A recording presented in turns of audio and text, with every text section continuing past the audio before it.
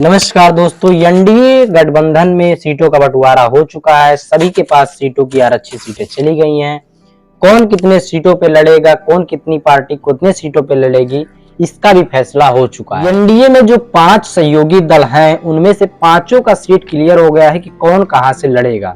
जैसे पहले बीजेपी, दूसरी जेडीयू, तीसरी एलजेपी, चौथा हम जो जीतन राम मांझी की पार्टी, और पांचवी उपेंद्र कुशवाहा की पार्टी है, जो एनडीए में अब की बार विधानसभा 2025 जो बिहार में चल रहा है उसमें भाग लेंगी, और इनके बीच सीटों का बंटवारा हो चुका है। और इस बार सीटें इस तरीके से बटी हैं कि हमें लगता है कि इस बार बिहार विधानसभा 2025 के बाद नीतीश को एकदम साफ करके बीजेपी मानेगी, जहां तक मुझे लग रहा है। अभी मैं सीटों का आकलन आपको बता रहा हूं। सीटों का आकलन तो ऐसा है कि बीजेपी और जेडीयू बराबर बराबर पर आ गई है। मतलब कि बीजेपी भी 101 सीटों पर चुनाव लड़ रही है, और वहीं दूसरी तरफ जेडीयू भी 101 सीटों पर चुनाव लड़ते हुए अब की बार बिहार विधानसभा में नजर आने वाली है। लोक जनशक्ति पार्टी रामविलास यानी जिसका नेतृत्व चिराग पासवान कर रहे हैं, उनको मिला है 29 सीट, और इस बार बिहार विधानसभा चुनाव में रामविलास की पार्टी 29 सीटों पर चुनाव लड़ेगी। वहीं दूसरी तरफ जीतन राम मांझी और उपेंद्र कुशवाहा के खाते में 6 सीट गई है,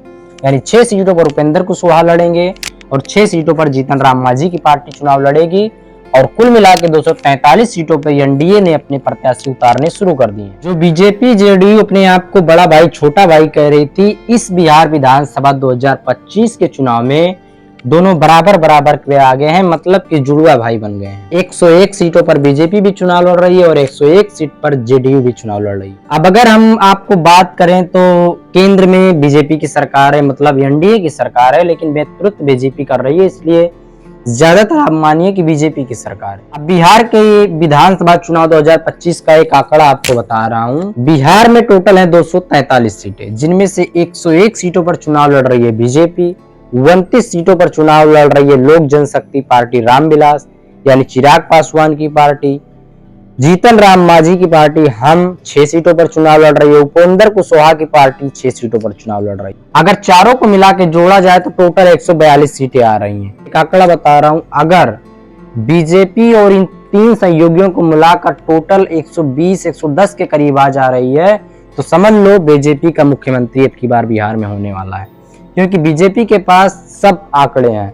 वो किसी को सीबीआई केस में फंसा करके अपने तरफ मिला सकती है, तो किसी को पैसे देकर विधायक खरीद सकती है।